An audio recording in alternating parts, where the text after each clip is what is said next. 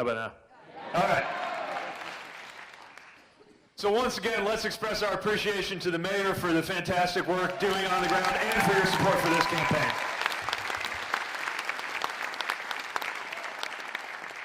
You know, he's right. A mayor's experience, it's different from traditional Washington establishment experience, but it is the level where you got to get things done. We live where we work, or as I like to say, when you're a mayor, you eat what you cook.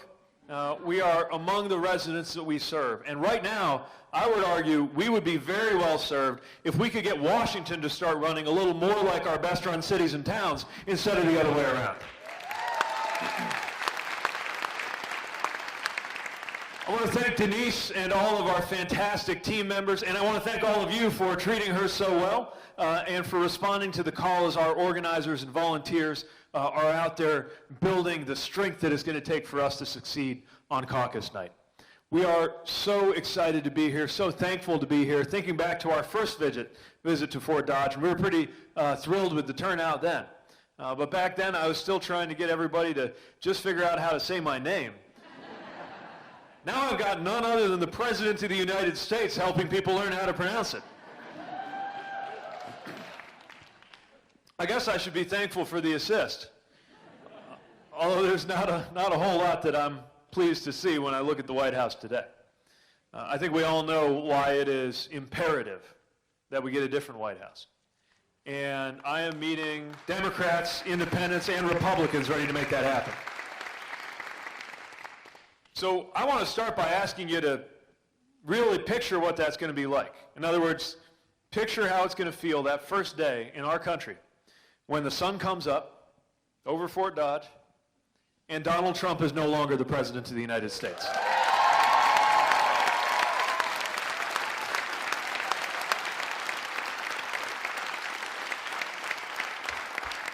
Doesn't it feel good just to live in that moment a little bit? Just to think about putting the chaos and the corruption behind us, putting the tweets behind us, especially the tweets.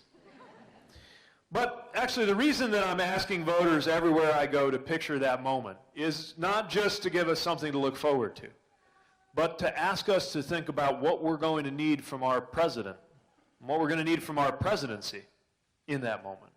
Because if you think about it, that's not going to be the day that all our problems go away. In fact, our country will be more divided and polarized than ever because of everything we're going through and everything that we are about to go through. In that moment, our country will be even more exhausted from fighting and torn up by politics than we are today. And so many problems will be waiting for the president to address, things that can't wait, things that have become more and more of a gathering crisis. That day that sun comes up, it'll be in a climate that is this close to the point of no return, ruining opportunities for a future generation. That day the sun comes up, it'll be over schools where kids are learning active shooter drills before they are old enough to know how to read. Just think about what we're going to be dealing with economically. Hopefully, we'll still see some of the numbers on a page looking good, but it's going to remain the case on that day that in this country there is not one county where somebody working full-time at minimum wage can even afford a two-bedroom apartment. It's going to continue to be an economy that's not working for us. And to really get a sense of what we're up against, on that day there's still going to be something very wrong inside the heart of the driver who watched a 14-year-old walking down the street and said, "I'm going to hurt this child because she's Mexican." That's what we're up against right now. That's what the next president will have to be ready to deal with.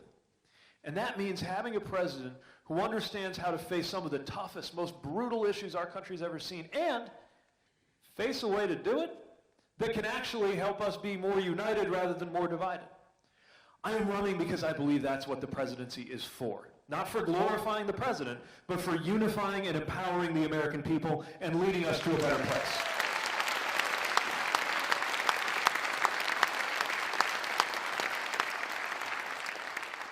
That's exactly why we have a presidency. That's why the founders invented the office of the president, was to create an office that could help us gather the energies of the American people and unify the American people toward making things happen. And before we even get to the policies that have to change, we've got to talk about the values that we need to follow in order to get anything done. And those values hold the key to getting these big policy solutions through and doing it in a way that unifies the American people. We just got to pay closer attention to what those values teach us. For example, the idea that we value work in this country belongs to no political party. But if we want to honor the value of work, then we've got to insist that a worker can't keep living in a country where they pay more taxes, even for an average American worker, and I'm talking in dollars, not just in percent, pay more taxes than some of the wealthiest corporations in the country that pay zero or negative taxes on the billions of profits that they make.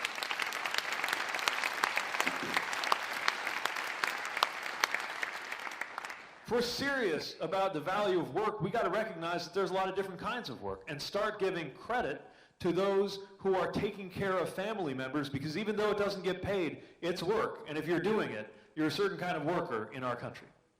And we got to honor family caregiving too. We got to just plain make sure we deal with the biggest problem of all in our economy, which is that people don't get paid enough. It's why we got to have a higher minimum wage, paid family leave, and support the right to organize, to bargain for better working conditions and better pay.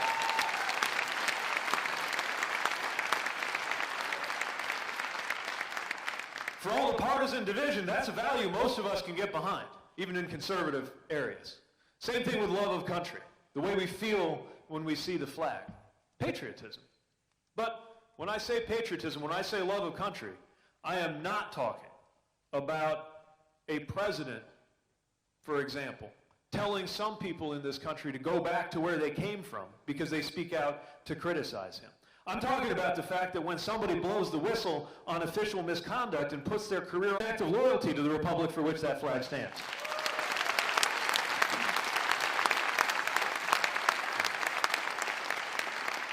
I'm not talking about the chest thumping of a president who avoided his own turn to serve and now thinks it's somehow pro-military to throw out military justice and pardon a war criminal, as if there's no difference between a war criminal and a war fighter. That's not patriotism. That's not pro-military. No, what I'm talking about is a love of country that begins with the understanding that our country is made of people. And you can't love a country if you hate half of the people in it. Let's do better with love of country. Let's use it to motivate us to protect one another. That is what motivated the people that I served with overseas. The desire to protect those they loved and this country that we love. But if we want to protect our country, that means we got to protect our country's honor. Protect our country's word overseas. So that no ally would ever question whether it's a good bet to bet your life on the credibility of the United States of America. That's where patriotism leads me. And it's an issue for right here at home. National security begins at home. It is because of our duty to protect this country and protect one another that the time has come to insist that the Second Amendment can no longer be confused with an excuse to do nothing at all on the need for background checks, red flag laws, and other measures to save thousands of American lives from gun violence in our communities.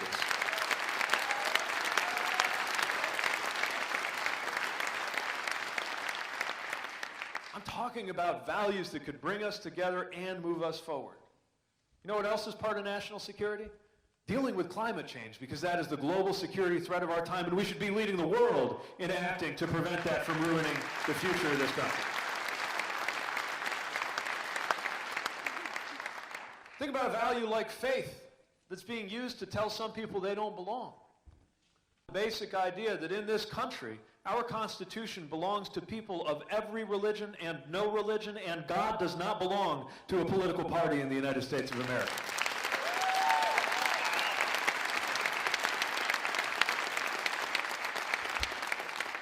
I think there's a lot of people of faith in this country who are looking for a White House that they could turn on the news and see what it's doing and not have to ask themselves, whatever happened to I was hungry and you fed me? Whatever happened to I was a stranger and you welcomed me? Whatever happened to the least of these? People of faith have a choice right now. And we've got to make sure that that choice is felt. These are the values that could bring us together if harnessed in the right way by a president committed to using those values to help us move ahead as a nation. I think a lot about the value of freedom, American freedom, but not just the idea of cutting every regulation and program and tax that you can find. That's not going to bring us freedom. Sure, sometimes freedom means getting government out of the way, like keeping county clerks out of the business of telling you who you ought to marry. I think that's pretty important to our American freedoms.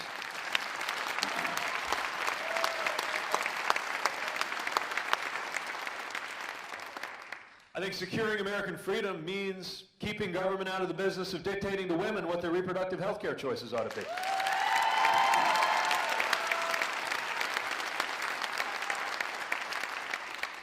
But, you know, sometimes in order to become more free, we require the public sector to step up. That's what mayors live and breathe. The fact that you're not free if there's not a freely plowed, safe road to get you between point A and point B to where you're going. You're not free if there's not a glass of clean, safe drinking water coming out of the tap that you don't have to think about. That's part of how we deliver freedom. We understand this in our school districts because we know that freedom comes by way of education. It's one of the reasons why our local school districts deserve to be supported by a Secretary of Education who believes in public education and supports teachers in this country.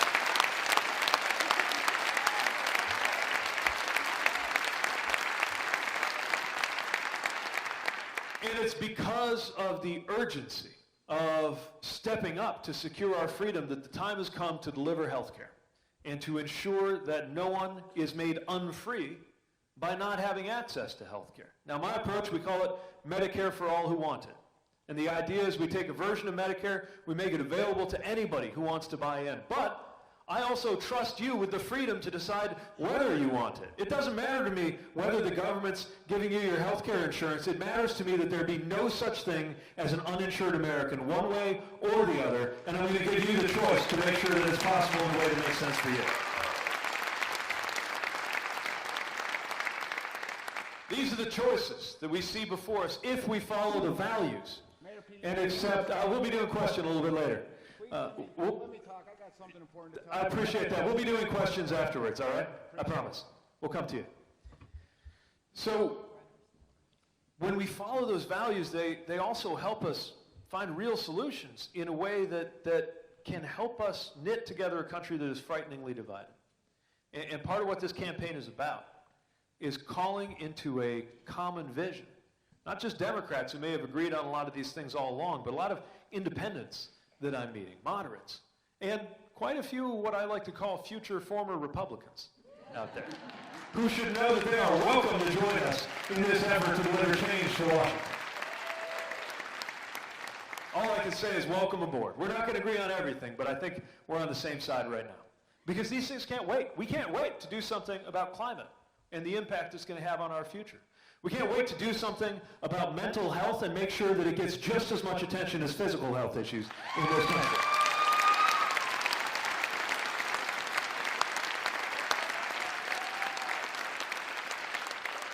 We can't wait to lift up our rural economies and make sure that we reverse the loss of hospitals and healthcare providers so that there is no difference in the future life expectancy in this country, whether you live in a rural area or one of our biggest cities.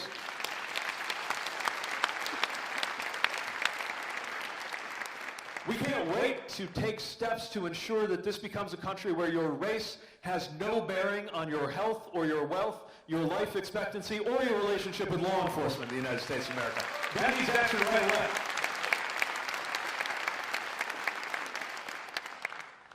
And this is our chance. I am propelled by the hope that tells me that we can get this done and the determination to move beyond the fighting. Look, fighting is part of politics. I get it. But I'm never going to let us get so caught up in the fighting that fighting's all we got. The point is not the fight. The point is to get to the other side where what is waiting for us is an American experience that is defined not by exclusion, but by belonging. The time has come for us to lift one another up and rise up to meet the crisis of belonging that is shaking America, that is leading to everything from people feeling the need to self-medicate and finding themselves struggling with addiction, to the brokenness of our politics. We got to send a message that everyone belongs in the future we're seeking to build. Anyone who's ever gotten that message that you don't fit, My message is, yes, you do. The only thing that doesn't belong in our country is hate. And we're going to push it out and make sure that this is a country where everybody knows where they fit.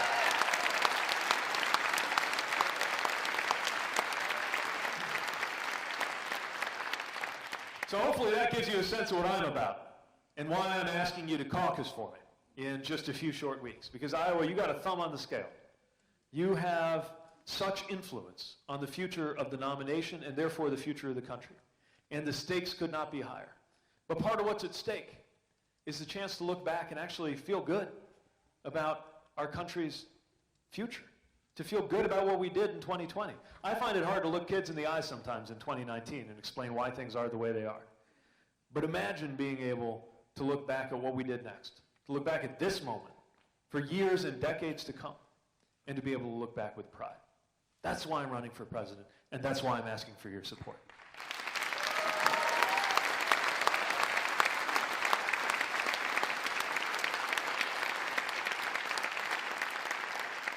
So, I'm eager to have a conversation with you this evening. There are mic runners. There's one, there's two, and they will come to you when I call on you. They'll hold the mic for you, and I'm looking forward to responding to whatever's on your mind. Just go ahead and put up your hand if there's something you'd like to talk about. Right up here.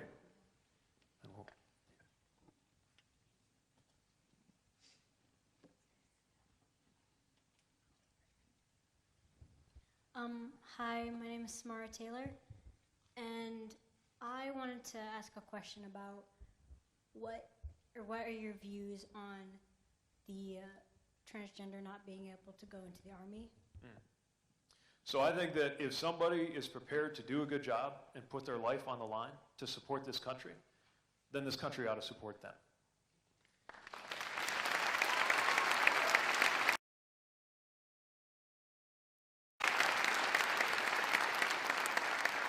I want to tell you, when I was deployed, and part of my job was, we used to joke it was military Uber. I was basically driving people around who were more important than me. And a lot of times that meant going what was called outside the wire, going between one area and another area. And sometimes it was risky. And when people got in the vehicle with me, they did not care whether I was a Democrat or a Republican. They did not care if I was going home to a girlfriend or a boyfriend. They did not care what country my father immigrated from. All they cared about was whether I was going to do my job to keep them safe, and vice versa. We trusted each other because we had a job to do. That is the spirit of the American military. And transgender service members right now are embodying that spirit in a way that ought to make us proud. They should never have their career threatened, least of all by a president who passed up his chance to serve. They deserve better, and that ban will end when I'm president.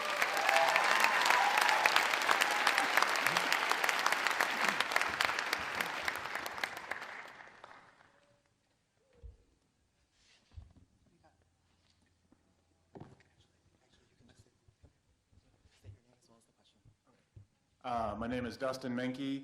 I'm here today trying to raise awareness for victims of medical harm. Not many are going to be aware of this, but my shirt I'm wearing here, Death by Medicine, was research released in 2011 by Gary Knoll, and he said that medical error is the leading cause of death in our country. He estimated 800,000 people a year are dying from medical error. Now, Johns Hopkins University combated his research, and they said it's only the number 3 cause of death. They estimated 400,000 people are dying a year. Regardless of which source you believe, people are dying at an alarming rate, and it doesn't show up in the CDC top 10 list cause of death. Now, the reason I've come to discover all this is Mayo Clinic dropped me in surgery and they broke my neck. I'm dying. I have substantial evidence to prove this. They dropped me in such a violent way it collapsed my left lung and they left the breathing tube inside me.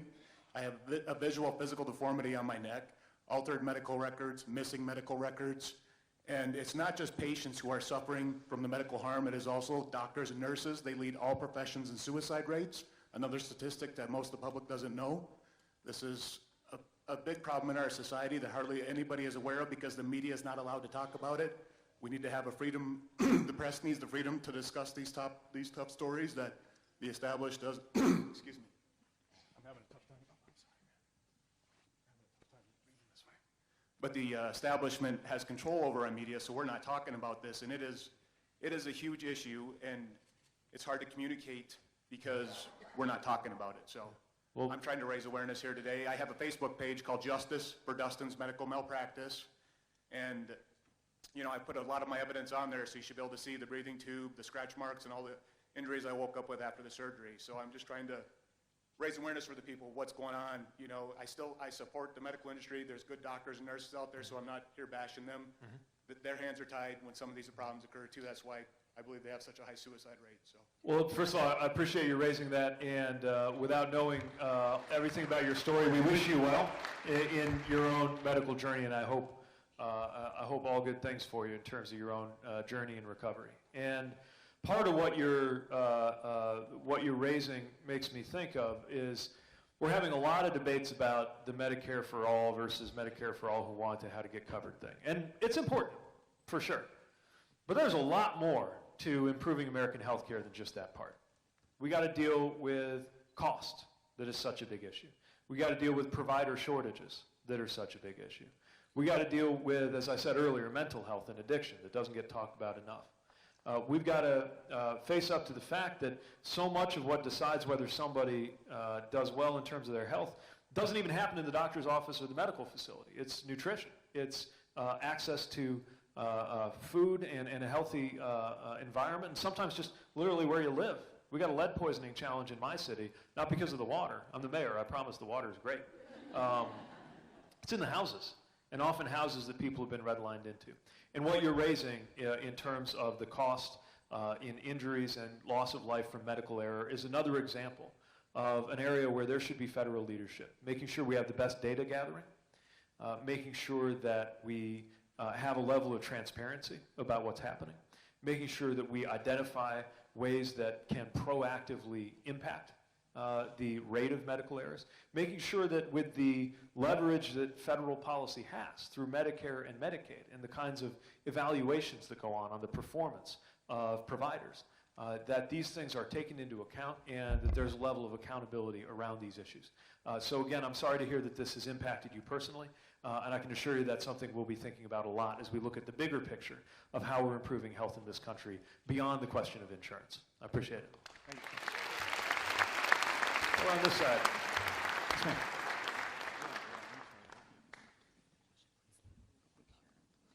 Marcia Storbakken, and I'd like to know from you and all the candidates how much, if at all, you will depend on and finance objective, rigorous scientific research before making decisions on divisive issues such as climate change, objectives, abortion, gun control, and others.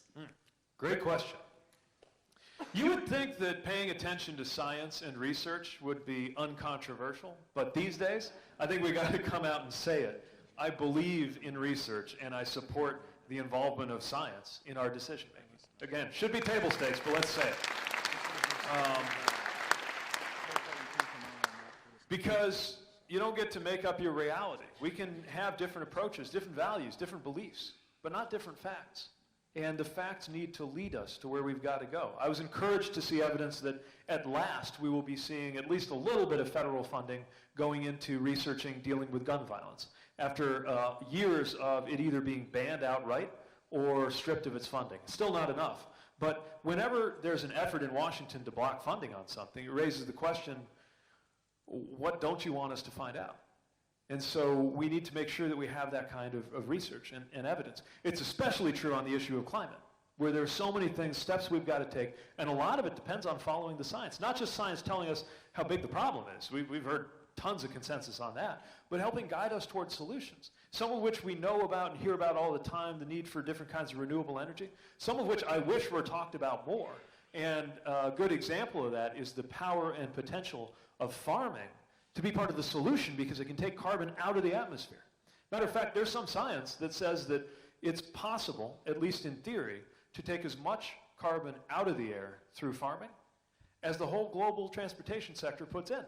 Now, we don't have the technology to make good on that science, but we could if we invested in research. It's why more federal research and development has to be part of the battle against climate change.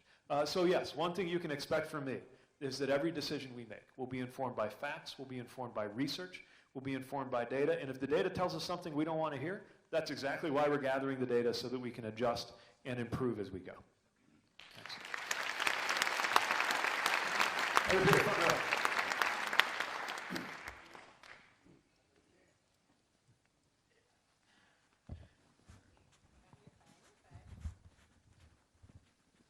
My name is Keith Bauman. I'm actually not from Fort Dodge. I'm here visiting from Denver. One thing, I've been an ICU nurse for 28 years, and one of the things that I see an awful lot of is short staffing. Now, with the Medicaid for All, that will fill up a lot of hospitals just due to the fact that most people cannot afford insurance and wait until they're deathly ill. But the reason why I wanted to ask a question is, in the Colorado area, we also have a lot of wells and fracking. What's your thoughts on as far as eliminating or reducing the carbon footprint that we are leaving? And what is it going to do for our kids in the future? Because the seas are rising and we don't have enough time. That's right. And it's one of many reasons I believe we need to begin by ending fracking on federal land and ultimately move completely away from a fossil fuel economy. Look, the scientists, the IPCC, that's the UN panel, they tell us we got until 2030 to have drastic steps complete in order to avoid climate catastrophe. But the real deadline, if you think about it, isn't 2030, it's 2020. Because if we don't have a president who believes in climate science by the end of the 2020 election, we're never going to be able to get it done by 2030 when some of these scientific deadlines kick in. And these deadlines aren't being set by politicians, they're being set by science, by the earth itself. So we've got to act. We've got to act in order to, as I said earlier, unlock the potential of agriculture to be part of the solution. We've got to act to move toward greater renewable energy going into the grid. By 2025, we could double the energy going into the grid. By 2030 and 35, we can get different classes of vehicles to be completely electric. By 2040, be doing this for heavy transportation and industry, at least on a net carbon basis. By 2050, we got to be carbon neutral, at least on a net basis in this society. We can't afford to wait. The cost of doing this is nothing compared to the cost of business as usual. And I don't think I have to tell you all this because we're seeing it in all kinds of different ways. It's not just in California where you got parts of the state catching on fire. It's not just in Florida where mayors are dealing with sea level rise today. It's in Iowa. It's in Indiana. We've had 2 floods that are supposed to be the kind of thing that happens once or twice in a millennium. We had 2 of those floods less than 2 years apart. And I know a lot of river cities here in Iowa had that same experience. We're seeing more and more disruptions to farming right now because of more frequent and severe extreme weather. So the time for debating is over. The time for calling all of America into a common project to deal with it is upon us. And the reason this has to be a national project is this has to move beyond politics. This has to be one of those things, like protecting our country from terrorism or treating cancer, one of those things that we all agree we have to do. We can quibble over how to get it done, but we've got to make it happen fast. And that will be a top priority for me as president.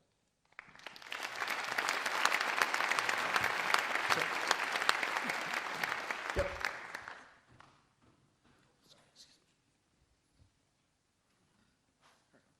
Hi, Mayor Pete. Marcus Carter, pretty recent transplant. Read through your Douglas plan because, well, obviously. I'm glad you guys laughed at that. Yeah, I didn't want to make anybody feel uncomfortable. But going to your Douglas plan, I really appreciate the work to undo the harm that has been done. So like the loss of places like Tulsa, aka Black Wall Street, that destroyed generational wealth.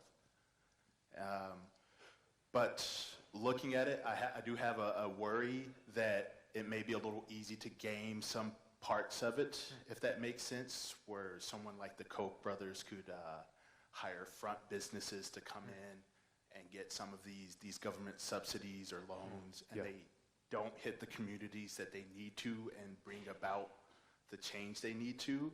Yeah. Do you have a plan or a contingency for preventing that kind of run-of-the-mill corruption that the business class likes to play with American politics? Yeah, I'm glad you raised that. First of all, just for context, if you're not familiar with the Douglas Plan, the idea, we named it after Frederick Douglass because I wanted to remind people of the Marshall Plan, a plan named after a person that is a signal moment in American history. The Marshall Plan rebuilt Europe. We got to invest in comparable proportion right here in the United States to tear down systemic racism in all of its forms. And that's what the Douglas Plan is about.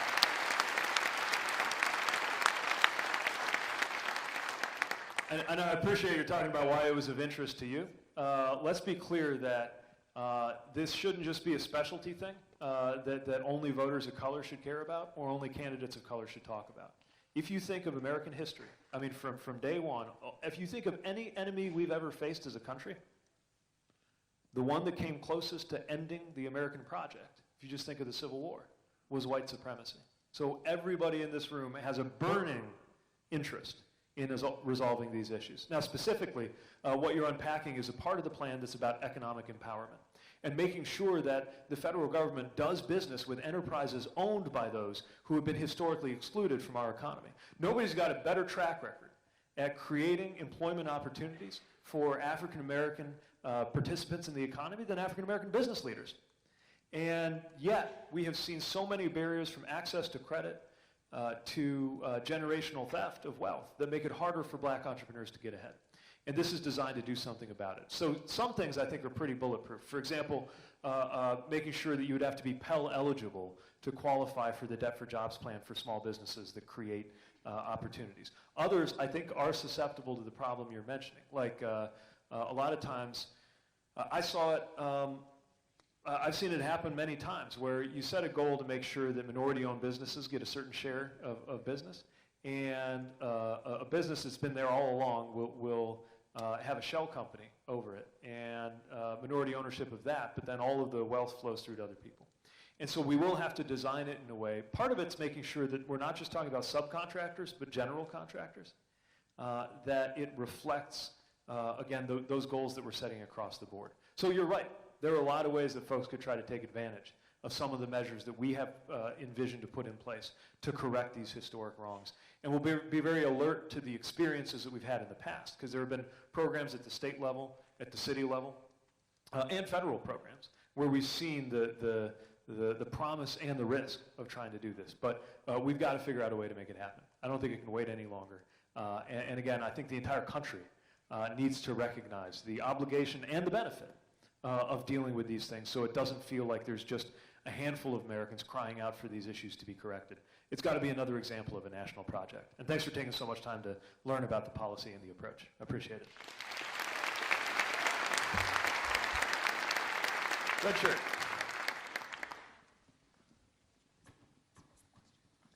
Hi, my name is Sam Hallback. I was just wondering what you would be able to do for not only just the average person who doesn't have the money to pay for what everything costs in America today, but someone who's under average and is maybe in poverty for multiple generations, or if you just have any theories, new ideas, anything like that, or just maybe just your thoughts on something like Good. that.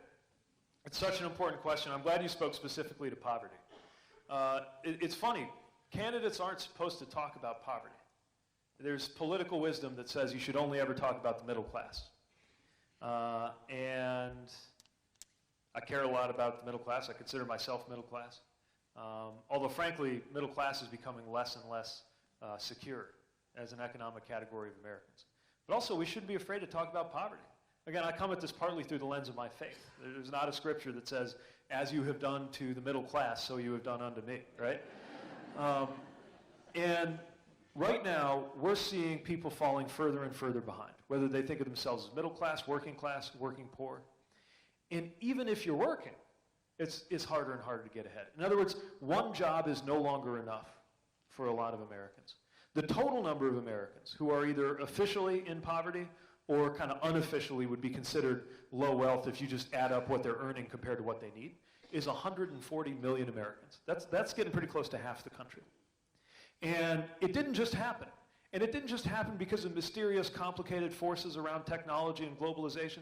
All that's there, but a lot of it happened because of decisions that were made in Washington, D.C. For example, the refusal to raise the minimum wage in a way that keeps up with inflation means that today's minimum wage, compared to costs, is lower than it used to be.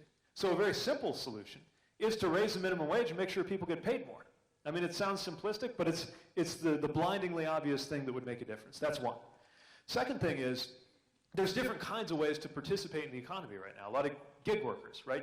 You could be driving for Uber or Lyft or participating in the gig economy in a different way. We got to make sure that those workers are protected too. They're not considered employees. If you're driving a car for Uber, you're actually not considered an employee of Uber. I believe we need laws that establish that if a company is controlling your employment and your pay, then they have to treat you with labor rights, whether they officially call you an employee or whether they don't, whether they call you a contractor. Either way, you ought to have those rights and that kind of support. We got to make sure that life is more affordable in this country.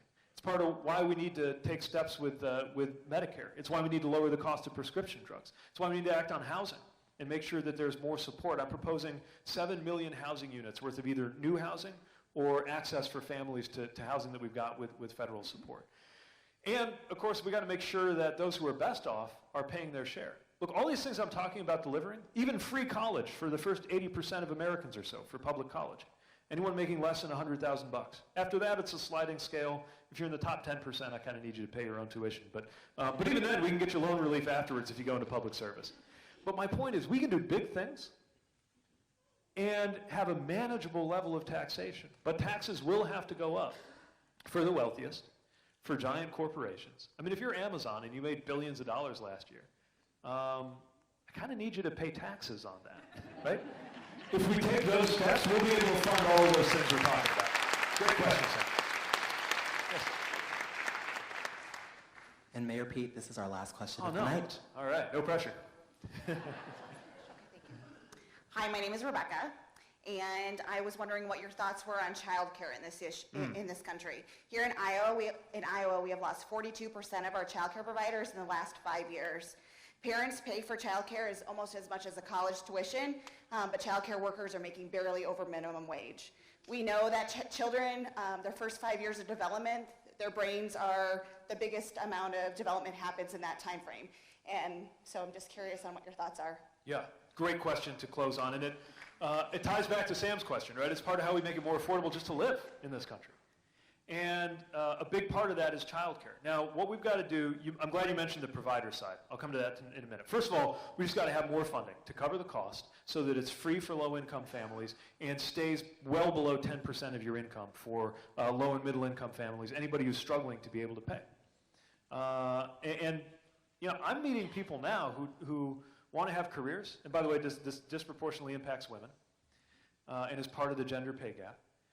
Those who are working often tell me that they are working in order to pay the cost of childcare in order to be able to work. It's, in the military, we used to call that a self-licking ice cream cone. It shouldn't be that way, right? So part of it is on the cost side. But as you mentioned, we've also got a provider shortage. Even if we could get you support on the cost, doesn't matter if there's nowhere to go. And when there's a shortage of something, it's usually an indication that we're not paying enough. And it's definitely the case that child care providers are not paid enough. That is why we need to lift up the profession. We need to have federal supports to do that and create a sense of professional development. Look, if being a child care provider or an early educator is a low-wage, low-prestige position where even doing it means hardship for your family, not a lot of folks are going to do it, even though it's so critically important. It goes to my bigger concern about teacher pay, which is that just in general, anything related to education. We got to do a much better job honoring and compensating our teachers, but it's certainly true in early child care too. So thanks for that. Well, sounds like our time's about up, but I am really glad we were able to have this conversation. And the things we've been talking about tonight, let me just open the window a little bit on political strategy, because there's a lot of noise, obviously, coming out of Washington. But the things we're talking about tonight are the things that this election, I believe, is about. It's us asking the question, how's my life going to be different depending who the president is? And it's not about him. It's not about his tweets. It's not about whether Chrissy Teigen was mean to him. It's not about whatever lie he has made up since lunch. It's not about him. Don't get me wrong. We'll speak to his wrongdoing whenever necessary. But the less we're talking about him, the more we're talking about you. And that's what this election is about.